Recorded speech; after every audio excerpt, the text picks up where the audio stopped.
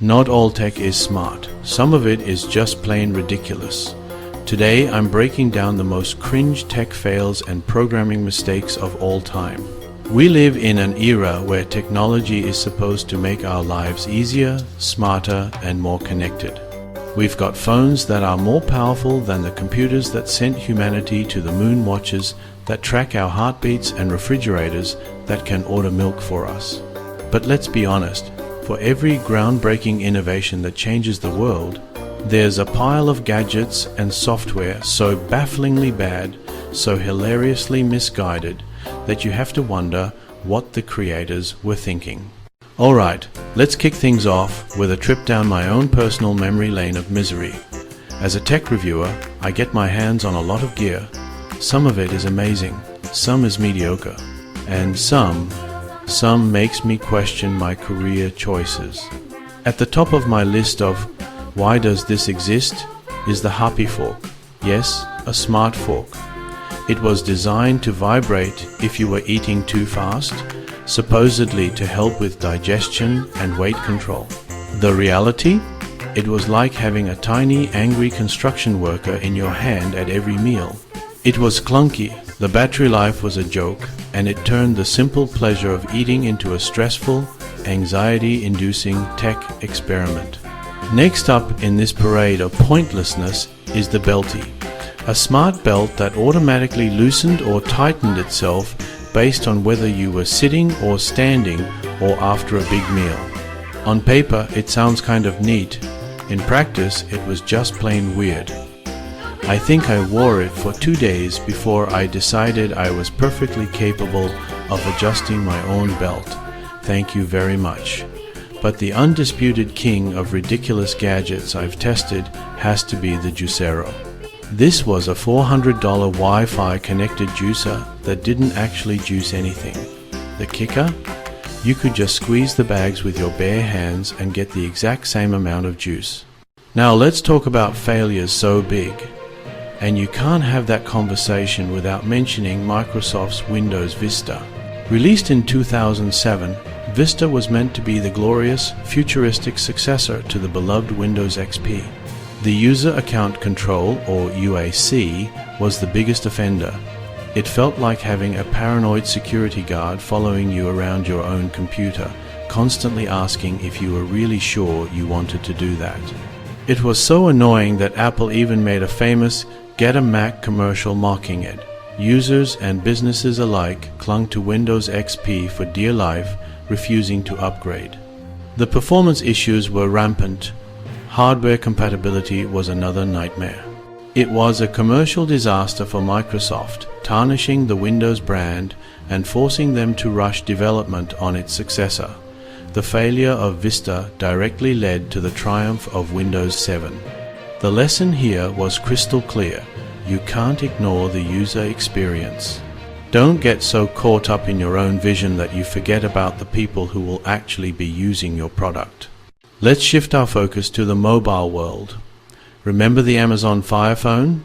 In 2014, Amazon, the king of e-commerce, decided to take on Apple and Google with its own smartphone. Its big, flashy selling point was dynamic perspective, a feature that used 4 front-facing cameras to track your head and create a 3D-like effect. It was a neat tech demo, but in practice it was mostly a gimmick that added no real value. It was also a battery hog and an attempt to lock users into the Amazon ecosystem. The market's reaction was a collective shrug. The phone sold so poorly, Amazon was forced to take a $170 million write-down on unsold inventory. First, you can't enter the hyper-competitive smartphone market with a single gimmick. Users demand a complete package: OS, apps, hardware, price. Then, Samsung's Galaxy Note 7 disaster was a literal explosion. It had a stunning curved display, iris scanner, water resistance, and a powerful S Pen. Reviews were glowing. But then, reports started trickling in. A phone caught fire while charging. Another smoked in a pocket. Photos and videos of charred, melted Note 7s spread across the internet like wildfire. Airlines banned the device. Samsung issued a massive recall and replacement program. Replacements weren't safe either. That was the final nail in the coffin. Internals were crammed tight, terminals touched, short-circuited and ignited. It was a design flaw, not just a bad batch. Estimated cost $17 billion and massive damage to Samsung's reputation. It was a humbling moment for companies used to winning, teaching that safety, testing, and honest communication matter more than hype. Alright, let's dive into the world of code, where a single misplaced character can unleash absolute pandemonium. You type a comma instead of a period. A semicolon goes rogue. To you, it's a tiny mistake, but to the computer, you've just handed it a ticket to Chaos Town. One of the most legendary tales comes from the world of finance. Knight Capital Group rolled out new trading software.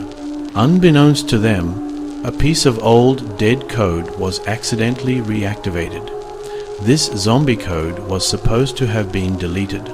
It went on a wild, unsupervised buying and selling spree like a toddler loose in a candy store with an unlimited credit card. In just 45 minutes, the rogue algorithm executed millions of trades, causing massive, unnatural swings across over 150 stocks. They shut the system down, but Knight Capital had lost $440 million. Let that sink in. Double-check your work, and more importantly, properly bury your dead code, or it might come back to haunt you. Now, if you thought losing $500 million was bad, let's talk about a mistake that was even more subtle but had consequences on a galactic scale. On its maiden voyage in 1996, everyone expected a glorious launch. The rocket lifted off and then, about 36 seconds later, abruptly veered off course, broke apart, and self-destructed in a spectacular fireball. The culprit was a software bug.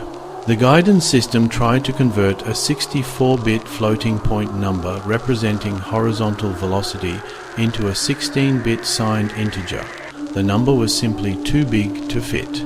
The backup system had the exact same flaw. Both brains shut down, the rocket was flying blind, and the onboard computer aggressively gimbaled the engines until the rocket tore itself apart. The result? A $7 billion project reduced to a cloud of smoke and debris. One of the most expensive software bugs in history.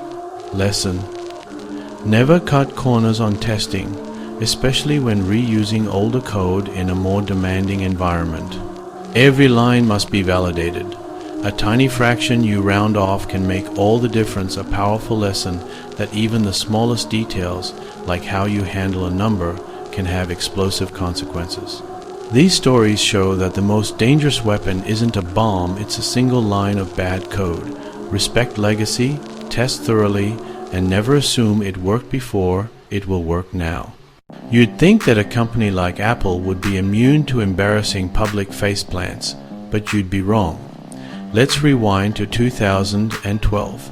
With iOS 6, they kicked Google Maps to the curb and launched Apple Maps. It was a complete and utter disaster. Landmarks misplaced, entire towns missing, and the 3D flyover made cities look like a melty apocalypse. It directed drivers to non-existent addresses, sent people onto airport runways, and dumped motorists into the Australian wilderness. The police in Mildura issued a public warning they called the app potentially life-threatening. It was a PR nightmare for Apple. Tim Cook publicly apologized and recommended competitors' map apps until they could fix their own. Building a global mapping service from scratch is insanely hard. Money and talent aren't magic. Apple spent years rebuilding Apple Maps from the ground up, and today it's genuinely great. But the chaotic launch is a legendary tech fail. Now, let's talk about a single typo that knocked a chunk of the internet offline. In 2017, an engineer debugging a billing issue accidentally removed a larger set of servers from Amazon's S3 storage in the Northern Virginia region.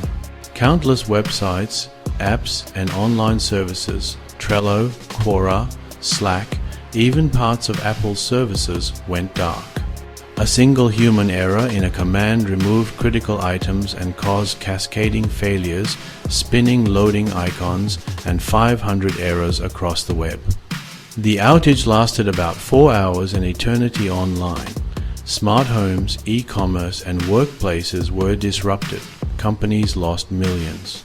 The incident was a wake-up call. Companies moved toward multi-region and multi-cloud strategies, and Amazon added safeguards. A small typo can have massive consequences. The modern internet is centralized and fragile. One bad day in a big data center affects millions. Build redundancy and respect the power of human error. Alright, let's switch gears into a rapid-fire round of tech mishaps that are just too good not to share. Remember that time a smart speaker started ordering dollhouses for everyone? A TV report triggered thousands of devices to obey Alexa, order me a dollhouse. A beautiful chaos of unintended consumerism. Then there was the facial recognition blunder at a major sporting event, innocent fans flagged as criminals. A reminder that AI still mixes up a fan with a heist movie extra. The only thing stolen that day was dignity. GPS navigation fails have become legend. Cars directed into lakes, drivers ending up on hiking trails, trucks wedged under low bridges. Sometimes a paper map and common sense beat a GPS. Autocorrect turns duck into duel, and suddenly you're challenging someone to a sword fight. Smart homes, glitched thermostats cranked to sauna levels, smart locks trapped people inside.